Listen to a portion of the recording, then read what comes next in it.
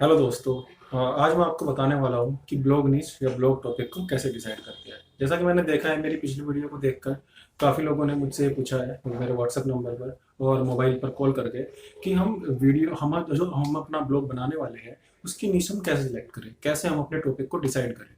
तो इसका सबसे पहला और सबसे अच्छा तरीका जो है वो डिसाइड करने का ये है कि पहले हमें देखना चाहिए कि लोग सबसे बड़ी गलती क्या करते हैं अपनी निश और अपने टॉपिक को सिलेक्ट करने में। सबसे बड़ी गलती लोगों की क्या होती है, लोग जो है वो ब्रॉडर निश के अंदर घुस जाते हैं। ब्रॉडर का मतलब ये होता है कि मान लिया आप जो है एक ट्रैवल ब्लॉगर है और आप जो है एक एंटरटेनमेंट इंडस्ट्री के अंदर घुस जाए और एंटरटेनमेंट इंडस्ट्री के अंदर जाकर आप ट्रैवल के बारे में, ट्रैवल एंटरटेनमेंट के बारे में बताने लगे। आप नए नए एंटरटेनमेंट प्रोडक्ट के बारे में बताना स्टार्ट कर दे, या फिर आप उसी के अंदर आप टेक्निकल दिखाने लगे चीज़ें, या उसी के अंदर आप बहुत सारी चीज़ें ऐसी है जो आप मिक्स करके दिखाना स्टार्ट कर दे। लेकिन इस केस में क्या होता है कि आप अगर एक सेलेक्टेड निश के अंदर, जो निश छोटी हो और जहां पर लेजर टारगेटेड आपका ट्रैफिक आए, आपको एक ऐसी निश को सिलेक्ट करना चाहिए। दूसरा आपका क्या होता है कि आप लोग क्या करते हो, आप लोग एक टॉपिक को सिलेक्ट करते हो। टॉपिक को सिलेक्ट करने के बाद सबसे बड़ी प्रॉब्लम जो आपके साथ आती है वो आती है कि आप एक ऐसा टॉपिक सिलेक्ट कर लेते हैं जहां पे सिर्फ आप एडसेंस के थ्रू ही मोनेटाइज कर पाते हैं। मतलब कि आप सिर्फ एडसेंस के थ्रू ही पैसा कमा पाते हैं। लेकिन पैसा कमाने के बहुत सारे तरीके हैं। जैसा कि आप जानते हैं, पैसा हम क्या होता है, अपना प्रोडक्ट सेल करके पैसा कमा सकते हैं, अपने ब्लॉग पर स्पेस बेचकर पैसा कमा सकते हैं, और अब क्या कर सकते हैं कि आप जो है वहाँ पे ई कॉमर्स के थ्रू पैसा कमा सकते हैं। बहुत सारे तरीके होते हैं जिनके थ्रू आप सिर्फ एक ही, मान लिया कि मैंने एक टॉपिक सेलेक्ट कर लिया, टॉपिक था मेरा ब्लॉगिंग। अब ब्लॉगिंग के ऊपर मैंने अपने जो है आर्टिकल्स लिखने स्टार्ट कर दिए, और मेरे आर्टिकल्स जो है वो लेजर टारगेटेड है सिर्फ ब्लॉगिंग और ब्लॉगिंग के ऊपर। अब क्या होता है कि लोग मेरे ब्लॉग पर आएंगे और वो उन्हें ब्लॉगिंग से रिलेटेड जो है वो आर्टिकल मिलेंगे। तो मेरी जो कम्युनिटी यहाँ पर बनती है वो सिर्फ और सिर्फ एक ब्लॉगिंग निश के अंदर बनती है। वहां पर मेरे लिए प्रोडक्ट सेल करना ईजी होता है, वहां पर मेरे मोनेटाइजेशन ऑप्शन भी बढ़ जाते हैं।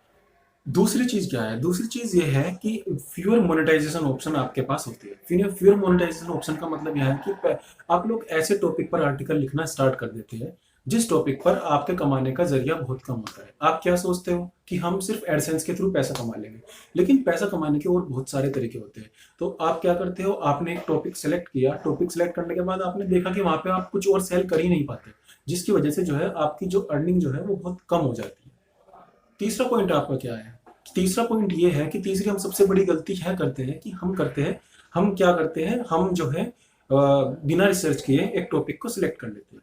मान लिया आपने क्या किया, आपको एक टॉपिक दिखाई दिया, आपको आपने देखा इंटरनेट पे कि यार ये टॉपिक बहुत अच्छा है, इसके बारे में मैं लिख सकता हूँ, ठीक है मैं लिख लेता हूँ। लेकिन आपको उसके बारे में रिसर्च करनी चाहिए, आपको देखना चाहिए कि फ्यूचर स्कोप इस टॉपिक का क्या है। मान लिया आपने कोई ऐसा टॉपिक सेलेक्ट किया जिस टॉपिक के बारे में लोग पढ़ना पसंद ही नहीं करते, या इस टॉपिक के बारे में इंटरनेट पर कोई कम्युनिटी नहीं है, तो ऐसे टॉपिक को आपको छोड़ देना चाहिए। समटाइम्स जो है आप इस गलती को कर देते हैं और आपको लगता है कि कुछ टाइम बाद, मान लिया आपने ब्लॉग स्टार्ट किया, तो कुछ टाइम बाद आप अपने ब्लॉग को बंद करने के बाद नया ब्लॉग एक नए तरीके से नए सिरे से स्टार्ट कर सकते हैं।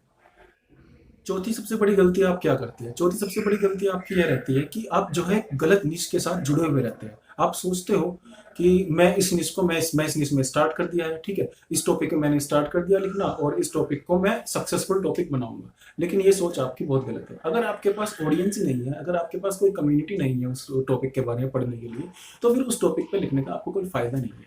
तो इस केस में भी आपको जो है अपना टॉपिक जो है अच्छे तरीके से चुनना चाहिए एक अच्छी रिसर्च करने के बाद। हमारा नेक्स्ट पॉइंट है, उसमें कभी कभी क्या होता है कि आप लोग क्या करते हो, आप लोग हफ्ता भर, 10 दिन, 20 दिन और एक महीना लगा देते हो अपने टॉपिक को सिलेक्ट करने में। यहाँ पे क्या होता है, यहाँ पे ये होता है कि आपने जो है अपना बहुत सारा टाइम जो है वेस्ट कर दिया, और लैक ऑफ लिस्ट की वजह से या लैक ऑफ टॉपिक की, किसी टॉपिक की वजह से आपने जो है ब्लॉग कर लिया, तो लिखने में बहुत लेट कर दिया, या 1 महीना 2 महीना आपने अपना टाइम वेस्ट किया, या फिर आपने जो है उस पर काम करना ही बंद कर दिया कि मेरी निश तो यहाँ पे है ही नहीं, मेरा टॉपिक यहाँ पे है ही नहीं, तो मैं लिख कर क्या करूँगा। तो ये भी आपकी एक सबसे बड़ी गलती होती है। ये आप लोगों को समझ में आया कि आप लोगों की सबसे बड़ी गलतियां क्या होती है। अब मैं आपको बताता हूँ कि एक पर्टिकुलर टॉपिक सेलेक्ट करने के फायदे क्या होते हैं। तो एक पर्टिकुलर टॉपिक सेलेक्ट करने का फायदा सबसे बड़ा ये होता है कि आपको जो है मोर एंड मोर ट्रैफिक मिलता है। गूगल जो है पर्टिकुलर निश और पर्टिकुलर टॉपिक को जो है एक बहुत महत्व देता है। महत्व का मतलब ये है, अगर आपने किसी एक पर्टिकुलर टॉपिक के ऊपर लिखना स्टार्ट कर दिया और आप उसी टॉपिक के ऊपर बार बार लिखते हैं, कोई चीज लिखते हैं, तो क्या होता है गूगल को वो चीज़ें बहुत पसंद आती है। मान लिया आपके पास कोई यूज़र आया, यूज़र ने आने के बाद चेक किया, आपका आर्टिकल देखा। मान लिया सपोज करता हूँ मैं ब्लॉगिंग के बारे में ही, आपने आर्टिकल लिखा कि how to start a blog, ठीक है। उसके बाद आपने लिखा कि हम इस निश को कैसे सेलेक्ट करते हैं। उसके बाद आपने बताया कि होस्टिंग हमें कैसे डिसाइड करनी चाहिए। तो एक यूज़र आया, वो यूज़र आके वहाँ पर बंद गया, उसने देखा कि हाँ, यहाँ पर इस ब्लॉग पे मुझे सारी सारी चीज़ें जो है उस सीखने को मिल रही है, उसने आपको सब्सक्राइब कर लिया। यही केस जो है आपका गूगल का होता है। गूगल क्या देखता है कि लोगों को आप कितनी देर तक अपने पास होल्ड करके रख पाते हैं। और जब आपका आर्टिकल यूज़र पढ़ता है, आर्टिकल पढ़ने के बाद वो दूसरा आर्टिकल देखता है, तीसरा आर्टिकल देखता है, तो गूगल को समझ में आता है कि हाँ, आपका ब्लॉग बहुत अच्छा है और आपके ब्लॉग की रैंकिंग को वो बहुत ऊपर तक ले जाता है। हमारा दूसरा बेनिफिट क्या होता है? दूसरा बेनिफिट हमारा ये है कि हमें जो है मोर लॉयल यूजर मिलते हैं। आप समझ में आया आपको? मोर लॉयल यूजर का मतलब वे यूजर, जैसा कि मैंने अभी आपको एग्जांपल दिया था कि ब्लॉग से रिलेटेड यूजर ही हमें वहां पे मिलेंगे। इसका मतलब क्या है? लेजर टारगेटेड यूजर जो है वो हमारे ब्लॉग पे आ रहे हैं, और जब वो हमारे ब्लॉग पे आ रहे हैं तो हम उन्हें कुछ भी सेल कर सकते हैं। उनका ट्रस्ट हमारे ऊपर बढ़ता है, ट्रस्ट बढ़ता है तो लॉयल्टी बढ़ती है। वो लोग हमारे पास आते हैं, बार बार ब्लॉग पे आर्टिकल्स को पढ़ते हैं, उन्हें आप अच्छे लगते हो और आपके द्वारा बेचा गया सामान और आपके द्वारा वो जो आप उन्हें प्रमोट करते हैं कुछ भी चीज़ें, वो खरीदना आपके यहाँ से पसंद करते हैं, क्योंकि वो जानते हैं कि आप जो है एक अच्छे ब्लॉगर हैं और आप जो है उन्हें गलत चीज़ें नहीं बता रहे हो, बिल्कुल सही चीज़ें और अच्छी चीज़ें सिखा रहे हो, क्योंकि यहाँ पर ट्रस्ट जो है उनका आपके ऊपर बढ़ चुका है। तीसरी चीज ये होती है कि जब आप एक ही टॉपिक के बारे में, मान लो आपने सोच आप एक ही टॉपिक के बारे में बार बार लिख रहे हैं, बार बार लिख रहे हैं, तो क्या होता है कि एक दिन आप उस टॉपिक के बारे में एक्सपर्ट बन जाते हैं। एक्सपर्ट मतलब, अब इस एक्सपर्ट बनने का फायदा क्या होता है? इस एक्सपर्ट बनने का फायदा ये होता है कि कभी कभी क्या होता है, कहीं कहीं आपके जो है, आप देखते हैं ना कि स्टेज पे बुलाए जाते हैं लोग, बहुत से लोगों को ऑफर किया जाता है कि सर आप हमारे यहाँ आके बोलिए, हमारे यहाँ आके ऐसे कीजिए, हम आपको ये देंगे, हम आपको देंगे, आपकी पॉपुलैरिटी जो है बढ़नी शुरू हो जाती है। तो इस केस में होता यह है कि आप उस टॉपिक पे एक्सपर्ट हो जाते हैं। अगर आपको मैं किसी पोडियम पे ले जा खड़ा कर दूं तो आप उस टॉपिक के बारे में लगातार 1-2 घंटा आराम से बोल सकते हैं और लोगों को अपनी तरफ आकर्षित कर सकते हैं। चौथा हमारा होता क्या है? चौथा हमारा होता है कि चौथा पॉइंट हमारा ये है कि इसमें क्या होता है, मार्केटिंग जो है, जो हमारी मार्केटिंग होती है, मार्केटिंग बहुत ही आसान हो जाती है। अब सोचिए कि एक डाइवर्स टॉपिक है, एक बहुत बड़ा ब्रॉड टॉपिक है, उसमें क्या है, आप लोग प्रमोट कर रहे हैं, उसमें आप लोगों ने एक आर्टिकल लिखा बॉलीवुड के ऊपर, एक आर्टिकल लिखा ट्रैवल के ऊपर, एक आर्टिकल लिखा ब्लॉगिंग के ऊपर, एक आर्टिकल लिखा बिग मनी ऑनलाइन के ऊपर। अब आप मार्केटिंग कैसे करेंगे?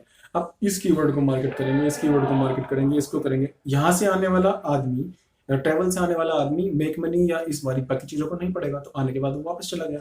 लेकिन क्या होता है, जब आप एक लेजर टारगेटेड नीच रखते हैं, आप एक अच्छा टॉपिक सेलेक्ट करते हैं, एक ही टॉपिक, सिंगल टॉपिक पर आप बात करते हैं, तो क्या होता है, जब मार्केटिंग के थ्रू आपकी एक तो मार्केटिंग ईजी हो जाती है। वो ईजी इसलिए होती है क्योंकि आप सिर्फ एक ही टॉपिक के बारे में वहाँ पे बात कर रहे हो। जब एक ही टॉपिक के बारे में आप बात करते हैं तो आपकी ये मार्केटिंग ईजी हुई। अब ईजी हुई तो क्या हुआ, एक बंदा यहाँ से आया, how to start a blog. अब how to start a blog पे एक बंदा आया आपकी पेड मार्केटिंग के थ्रू या फिर एसईओ के थ्रू, जैसे भी आपने किया, वो बंदा वहाँ पे आया। वहाँ पे आने के बाद उसने क्या किया, देखा कि ये सारे आर्टिकल जो है इससे रिलेटेड आर्टिकल्स हैं। आपने इस तरीके से अपने आर्टिकल पेस्ट किए हुए थे कि एक के बाद एक के बाद एक के बाद वो आपके सारे आर्टिकल्स पढ़ता हुआ चला गया। तो इससे क्या हुआ, आपकी जो है मार्केटिंग ईजी हुई और आपको लॉयल कस्टमर, और आपको जो लॉयल कस्टमर है, लॉयल रीडर है, वो आपको मिल गए। पांचवा पॉइंट जो हमारा है, जब आपके पास एक लेजर टारगेटेड नीच आई, लेजर टारगेटेड ट्रैफिक आया, तो क्या होता है, उससे आप ज़्यादा से ज़्यादा पैसे कमा सकते हैं। ज़्यादा से ज़्यादा पैसे क्या आप कैसे कमा सकते हैं? आप एडसेंस के थ्रू पैसे कमा सकते हैं। अब एडसेंस क्या है, आपको एक कंटेंट की कंटेंट ड्रिवन एड्स जो होते हैं वो आपको प्रोवाइड करेगा। मतलब आपके निश से रिलेटेड जितने भी ऐड होंगे वहाँ पे वो आपको ऐड प्रोवाइड करना स्टार्ट कर देगा। उस पर जो है क्लिक थ्रू रेट आपका ज़्यादा होगा, क्लिक थ्रू रेट ज़्यादा होगा तो आपकी अर्निंग ज़्यादा होगी। दूसरा तरीका क्या है कि आपका ब्लॉग सिर्फ और सिर्फ एक निश के बारे में, एक टॉपिक के बारे में, तो वहाँ पे आप क्या है, आप एफिलिएट मार्केटिंग कर सकते हैं। या फिर कोई, मान लिया किसी ने कोई प्रोडक्ट लॉन्च किया है तो आपको अप्रोच करता है, अप्रोच करने के बाद वो बोलता है कि सर हमारा जो है एफिलिएट लिंक आप अपने उस पर पेस्ट कर दीजिए और हम आपको इतने रुपए आपको देंगे, पर क्लिक बेसिस पे देंगे, या फिर पर प्रोडक्ट पर सेल बेसिस पे हम आपको इतने पैसे देंगे।